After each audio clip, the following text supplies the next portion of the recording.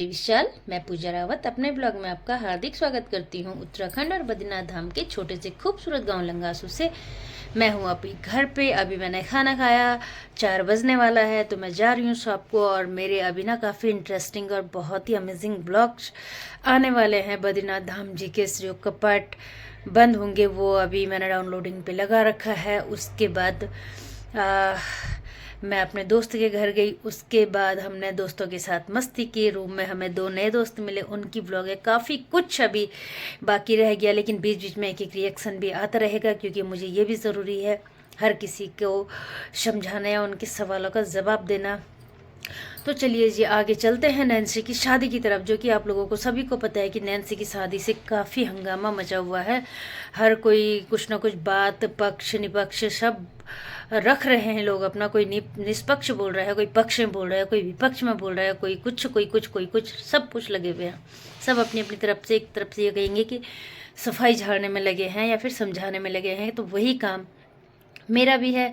तो मैं बता दूं कि नैन्सी की शादी में गई थी। एक व्लॉगर केदार घाटी करके, हिमांशी बिष्ट करके उनका नाम है।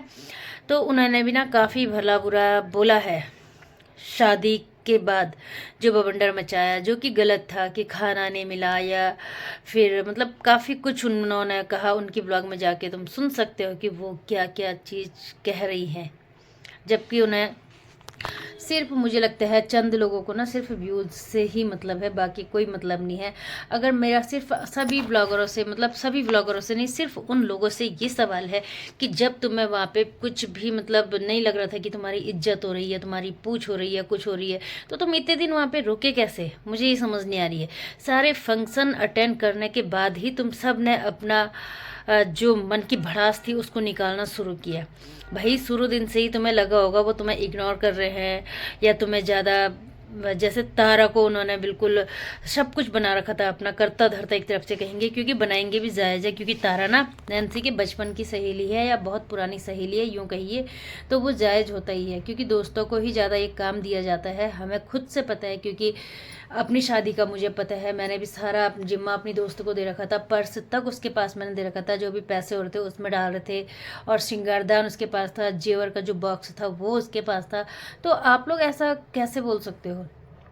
और एक तरफ से ये केदार घाटी ब्लॉगर जो है ना, इनसे बोलूँगी मैं, तुम ना हर जगह पे नहीं बोल रही थी तारा तारा, वो तो मम्मी भी तारा तारा बोल रही हैं और नैन्सी भी तारा तारा बोल रही हैं। तो तुम्हें क्या लग रहा था वो तुम्हें बोलेंगे हिमांशी हिमांशी? जो तुम्हारा सोचना गलत है। मुझे लगता है तुम तारा से ना पता नहीं क्या दुश्मनाई तुम्हारी थी या क्या भड़ास तुम्हारी थी, जो तुम इस तरीके से सोशल मीडिया में निकाल रहे हो। जो कि तुम सब, मतलब तुम लोगों ने ये चीज़ें गलत की है। चाहे कुछ भी तुम्हारे मन में था, कुछ चीज़ें ऐसी होती है ना सोशल मीडिया से दूर रख के की जाती है। और तुम लोग बोलते हो कि कोई भी मुंह उठा के बात करने आ जा रहा है, जब तुम जानते नहीं हो। क्या तुम शादी में थे जो तुम इतना कुछ बोल रहे हो? तो जी नहीं, हम एक बात बता दें, रिएक्शन चैनल वालों का ये पूरा अधिकार है, वो बोलेंगे। उनको जब मौका मिलेगा, जहाँ जो भी कंटेंट मिलेगा वो उस पर बात करेंगे। क्योंकि इसलिए रिएक्शन चैनल खोले जाते हैं और यूट्यूब इन्हें अनुमति देता है। यूट्यूब की अनुमति के बिना तुम ना एक गंदा वर्ड भी नहीं डाल सकते, उस पर भी बैन लग जाता है। या फिर उस पर भी यूट्यूब बिल्कुल एग्री नहीं होता कि ये हम पोस्ट करेंगे या पब्लिक करेंगे। ओके, जो भी होता है यूट्यूब की परमिशन के बिना है। तुम किसी को ना रोक सकते हो ना टोक सकते हो। हाँ, तब रुकेंगे लोग जब तुम खुद रुकोगे। तुम अपने मन की बातें मन तक ही रखोगे या घर तक ही रखोगे, तो हम लोग भी चुप रहेंगे। हम या मेरे से बड़े भी बहुत बड़े बड़े रिएक्शन चैनल वाले बैठे हुए हैं। मेरा तो सारा मिक्सिंग चैनल है, एक्शन रिएक्शन शादी ब्याह जो भी मिलता सब मेरे इसमें हौच पौच वाला चैनल मेरा है। लेकिन तुम लोग जो गलत कर रहे हो ना, तो गलत है, प्लीज़ एक्सेप्ट करो।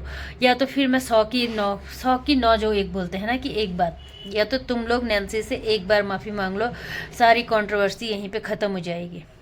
लेकिन नहीं, तुम भी फिर कुछ ना कुछ बोले जा रहे हो। तो हमें भी भाई मौका चाहिए, मौके पे चौका तो हर कोई मारना चाहेगा।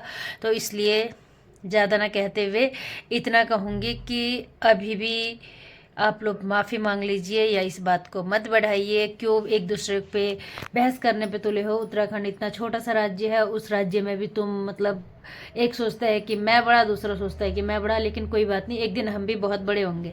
लेकिन ऐसा एटीट्यूड तो भगवान करे किसी को ना हो, जैसा दिख रहा है अभी यूट्यूब में। और बहुत गलत बात है, यूट्यूबरों ने ही बहुत ही ज़्यादा वो कर दी, हद मचा के रख दी। और एक बात कि हम रिएक्शन चैनल वाले हैं तो हम जिसके पीछे पड़ेंगे बस वो हमारे दुश्मन हो जाते हैं। जी ऐसा बिल्कुल नहीं है, हमारा काम है जिसका पक्ष हमें जो अच्छा लगता है उस पर बात करते हैं, जो गंदा लगता है उस पर बात करते हैं। तो अभी मैंने एक ब्लॉग देखा है केदार खंडी का, यानी कि हिमांशी बिष्ट का। तो उन्होंने कहा है कि नैन्सी से उन्होंने सवाल किए हैं जो कि जायज़ हैं भी, कि नैन्सी क्या जो बर्तन धो रही थी वो तुम्हारी बेस्ट फ्रेंड नहीं थी कभी? और अगर थी या नहीं थी, जो भी है उसका जवाब आप दीजिए।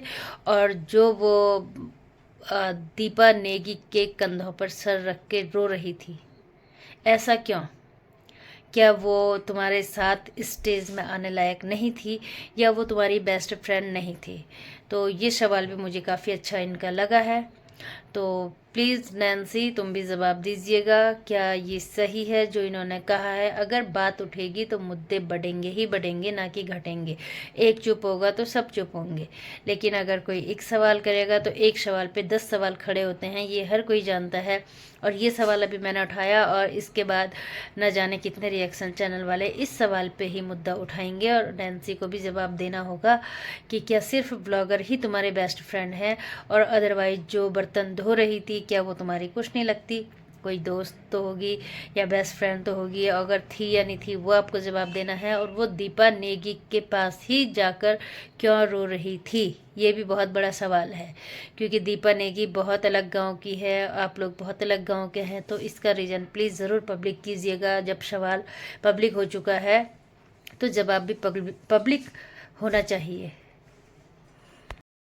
तो भाई हमें क्यों ना, हमारा तो चैनल ही इसके लिए बना हुआ है कि हम कहाँ से कौन सा पॉइंट और कौन सा मुद्दा हमें मिले जिस पे हम बात कर सके, विचार रख सके अपने। लेकिन हम गाली गलौज वाले विचार नहीं रखते हैं, हम गलत चीज़ नहीं बोलते हैं, हम सिर्फ समझाने का तरीके से ही हर किसी को बोलते हैं। और वो भी अगर किसी को बुरा लगता हो तो माफ़ी चाहेंगे। आई होप आप लोगों को ये वीडियो पसंद आएगी। अगर पसंद आए तो लाइक शेयर कमेंट ज़रूर कीजिएगा। साथ में अगर नए मेरे चैनल में हो तो सब्सक्राइब करना बिल्कुल भी ना